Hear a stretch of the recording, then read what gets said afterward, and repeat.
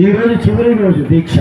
అంటే మనం అనుకున్న దానికి దీక్ష కొనసాగుతుందా లేదా అనేది సాకే హరి రాజుగారు అందరూ కలిసి నిర్ణయిస్తారు, అది వేరే విషయం. ఈ 8 రోజులు వేలల్లో వస్తారు, లక్షల్లో వస్తారు అని మనం స్పీచ్ ఇస్తున్నామే. ఈ 8 రోజులు ఈ దీక్షా శిబిరానికి ఎంతమంది వచ్చినారు? రోజుకి 10 నిమిషాలు, 20 నిమిషాలు, అర్ధగంట కూడా కూర్చోలేని వాళ్ళు ఇంకెక్కడ 1000 మంది, లక్షల మంది గురించి మనం మాట్లాడుతున్నాం. గ్రామాల్లో స్పందన లేదు, అక్కడ స్పందన లేదని అంటున్నామే. ఈ ఊళ్ళో ఉండే వాళ్ళ నుంచి స్పందన ఎక్కడుంది? ఈ ఊళ్ళో ఉండే మనకు ఇది ఇక్కడ జరుగుతా ఉందని తెలిసి కూడా మనం కనీసం రోజుకు అర్ధగంట ఇవ్వలేని మనం, గ్రామాల నుంచి కథలు వచ్చారు, రోడ్లు నిండిపోతాయి, ఊరు నిండిపోతుంది అని చెప్తాంటే నాకు కామెడీగా అనిపిస్తాం. ఇక్కడ వచ్చి మనము ఉద్యోగ స్పీచ్లు కాదు ఇవ్వాల్సింది. ఆర్డిటీని ఎలా కాపాడుకోవాలో మనల్ని మనం కంట్రోల్ చేసుకొని మన భావం ఏమున్నా కానీ కొన్ని కంట్రోల్గా మాట్లాడాలి. ఉదయం నుంచి మనం మతం గురించి మాట్లాడుతున్నాం, కులం గురించి మాట్లాడుతున్నాం, రాజకీయం గురించి మాట్లాడుతున్నాం. దీనివల్ల డ్యామేజ్ జరిగింది నీకు నాకు కాదు, ఆర్డిటీకి. ఆర్డిటీకి ఎఫ్సిఆర్ఏ రెన్యూవల్ ఎందుకు కాలేదు అనేది 1,00,000 కారణాలుంటే మనం మాట్లాడే దానివల్ల ఆ కారణాలు మరికొన్ని లక్షలు అవుతాయి. దాన్ని మనం దృష్టిలో పెట్టుకోకుండా మనకి ఇష్టం వచ్చినట్లు మనం మాట్లాడేస్తే తప్పు అవుతుంది. అందుకే నేను సాకే హరి అలాగే ఇక్కడున్న అందరికీ చెప్పేది ఏమంటే, దయచేసి ఎవరన్నా ఆ విధంగా ఉత్ప్రేతభరితంగా స్పీచ్లు ఇవ్వాలనుకుంటే వీడియోలు తీసుకొని వాళ్ళ ఫేస్బుక్ పేజీల్లో పెట్టుకోమనండి. ఈ ప్రాంగణం దగ్గర మనము వాటికి సంబంధించిన స్పీచ్లు ఇస్తాపోతే మనం చేస్తున్న ఈ పోరాటం నీరు గారిపోతుంది.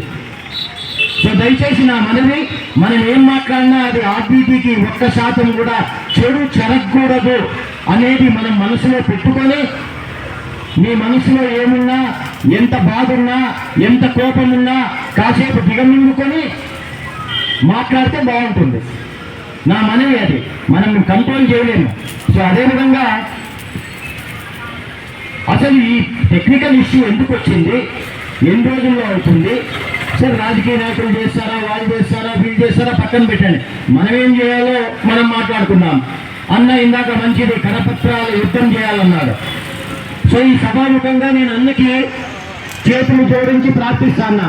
అన్న నువ్వు 1,00,000 కరపత్రాలు ఆర్యవైశ్య సంఘం రాయలసీమ తరఫున నువ్వు ముద్రించి ఈ పోరాటానికి దోహదపడాలి, చేతులు జోడించి మిమ్మల్ని రిక్వెస్ట్ చేసుకుంటాను.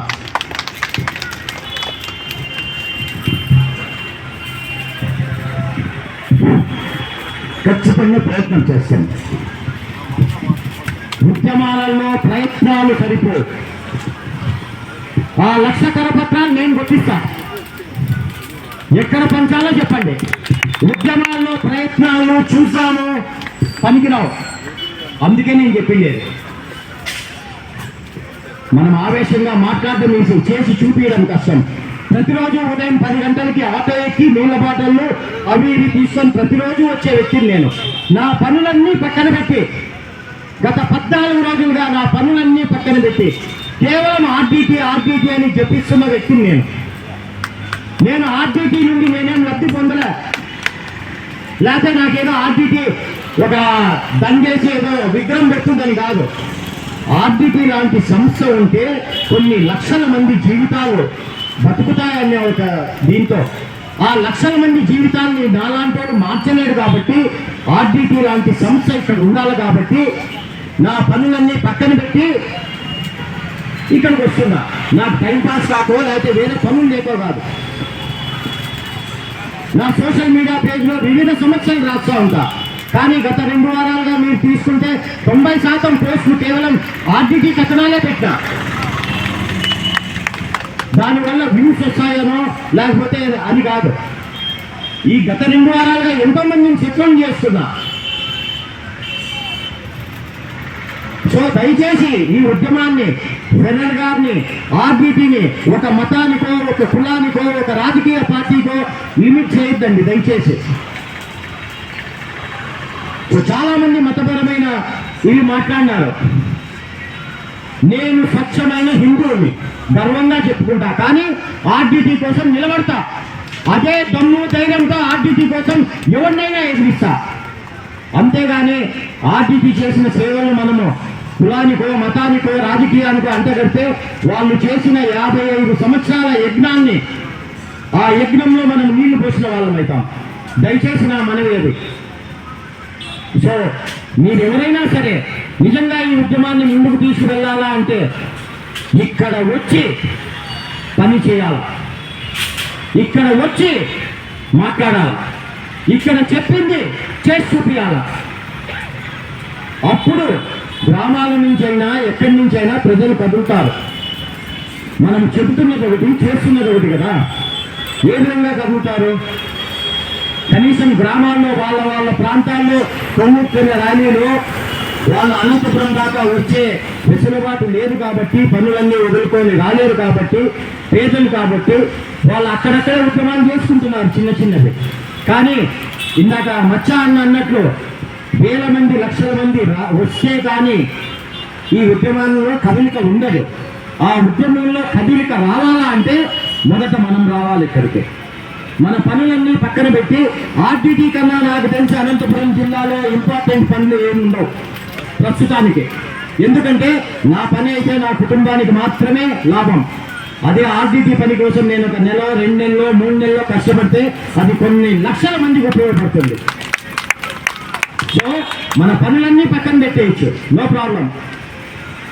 నాకు ఈరోజు ఆరోగ్యం బాగలేకపోయినా ఈరోజు చివరి రోజు కాబట్టి, అంటే మనం అనుకున్న దాన్ని బట్టి నేను ఒక మాట అన్నా చాలా మందితో, నిన్న మొన్న రేపు చూడు చివరి రోజు చూడు చాలా మంది వస్తారు అని చాలా మందితో అన్నా. చివరి రోజు చూడు చాలా మంది వస్తారు అన్నా. 2 వరుసలు కూడా కుర్చీలు నిండని ఉద్యమం 7 రోజులుగా 8వ రోజు 6 వరుసలు నిండింది. ఇలా వస్తారని నాకెప్పుడు తెలుసు? నాకు తెలుసు. వీళ్ళు వస్తున్న కారణాలు ఎందుకో కూడా నాకు తెలుసు. దయచేసి చేతులు జోడించి మీ కాళ్ళు కావాల్సింటే ముక్కుతా. నాకన్నా పెద్దోళ్ళు అయితే, నాకన్నా చిన్నోళ్ళు అయితే చేతులు పట్టుకొని జోడిస్తా. దయచేసి నేను స్వార్థపడుతున్నా. కాసేపు కొన్ని రోజులు ఆర్డిటి బతికేంత వరకు, ఆర్డిటికి మళ్ళా ఊపిరి పోసేంత వరకు మన స్వార్థాన్ని, మన మతాన్ని, కులాన్ని, రాజకీయ ఇంట్రెస్ట్ని పక్కన పెట్టి ఏ విధంగా అయితే మనం రాజకీయ నాయకుల వెనకల పోకల్లా 100,000 మందిని వేసుకొని వెనక్కి పోయినామో ఆ విధంగా ఈ ఉద్యమానికి రండి. మీ కాళ్ళన్నీ నేను అడుగుతా. అది మనం చేయాల్సిన పని. నేను ఇందాక నుంచి గంట సేపు నుంచి నాకు మైక్ ఈకుంటే బాగున్నావు, మైక్ ఈకుంటే బాగుందని అనుకుంటా ఉంటే, అంటే ఊరికే కోపం అంతా వెళ్ళగక్కడం ఎందుకు ఊరికే అని అంటే. సో ఈ ఉద్యమానికి మొదటి నుంచి, అంటే మొదట దీనికి బీజం పోసిన ఆయన కూర్చో ఉన్నారు. అందరినీ ఎన్జిఓలందరినీ కలిపి సేవ్ ఆర్డిటి అనేది మనం చేయాలా అని చాలామంది ఎన్జిఓలు వచ్చారు. ఆ రోజు మీడియా తీస్తున్న ఫోటోలకి కొట్లాడి మరీ కుర్చీలు లాక్కొని కూర్చున్న వాళ్ళు ఉన్నారు. ఎక్కడ వాళ్ళంతా ఆ కుర్చీ లాక్కున్న దాంట్లో ఈయన కూడా ఒక ఆయన వెంకటకృష్ణ గారు, మాజీ ఎమ్మెల్యే అనంత వెంకటరామరెడ్డి వచ్చినప్పుడు ఒక 15 నిమిషాలు వచ్చి పోయినాక మళ్ళా ఈరోజు వచ్చారు పెద్ద ఆయన. With due respect to all your అన్న, మీరు మా తండ్రితో కలిసి పనిచేసిన వాళ్ళు, మీరు పెద్దలు. నాకు తెలుసు మీరు చెప్పిందే, మీ నాయన నా ఓటర్ అంటే చెప్పి నేను మా నాయన చేసిన తప్పది. సో ఆ విధంగా మీరు పెద్దలన్నా, అంటే నాలాంటి వాడు మాట్లాడితే 100 మంది వింటారన్నా. మీరు కుల సంఘాల నాయకులు, మీలాంటి వాళ్ళు మాట్లాడితే 1000 మంది 10,000 మంది వింటారన్నా. అందుకే మేము చేతులు జోడించి మీలాంటి వాళ్ళకి చేతులు జోడించి వేడుకోవడం ఏమంటే, మీలాంటి వాళ్ళు ముందుండి నడిపిస్తే ఉద్యమాన్ని ఎక్కువగా పోతుంది. ఒక్కసారి ఊహించుకోండి, ఆదివాసీ సంఘం రాయలసీమ ముందుకొచ్చి ఈ ఉద్యమంలో పాల్గొంటే తుఫానే. ఆదివాసీ సంఘం ఎంత పవర్ఫుల్ సంఘం అన్నా, చైతన్యవంతమైన సంఘం, చైతన్యవంతమైన యువకులు, డబ్బున్న సంఘం, ఎన్నో కార్యక్రమాలు, ఎన్నో సేవా కార్యక్రమాలు చేస్తున్న ఒక సంస్థ ఆదివాసీ సంస్థ. ఈ ఊర్లోనే కాదు, ఈ జిల్లాలోనే కాదు, ఈ రాష్ట్రంలోనే కాదు, ఈ దేశంలోనే కాదు, ఏషియా ఖండంలోనే ఎన్నో సేవా కార్యక్రమాలు చేస్తున్న సంస్థ ఆర్యవైశ్య సంస్థ. అటువంటి సంస్థలు దీనికి ముందుగా ఉండి నిలబడితే 1,00,000 కరపత్రాల కోసం మీరు ఆలోచించకూడదన్నా, తప్పుగా భావించేద్దండి నన్ను.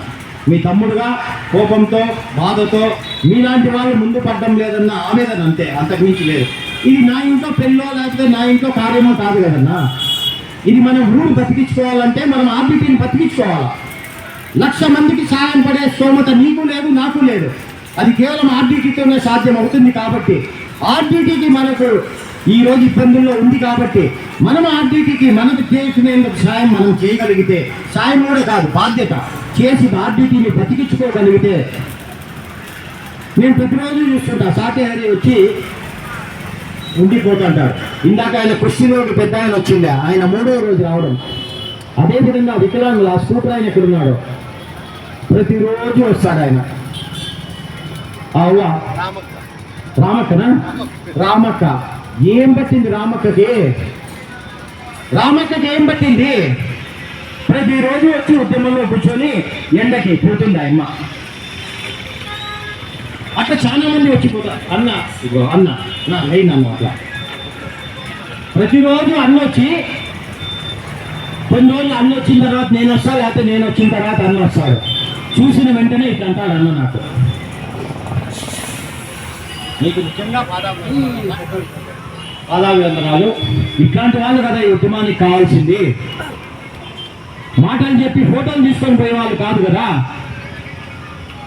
అన్న వయసు ఏంది, అన్న ఆరోగ్య పరిస్థితి ఏంది, ఈ ఎండలో వచ్చి ఈయన కూర్చొని ప్రతిరోజు ఉద్యమం చేస్తున్న రీతి ఏంది. నేను ప్రతిరోజు రావాలని అనుకోలేదు ఇక్కడికి, కానీ అన్నని 2వ రోజు నుంచి చూసినప్పటి నుంచి నేను 100% ఇక్కడ వచ్చి కూర్చుంటానని డిసైడ్ అయిపోయినా.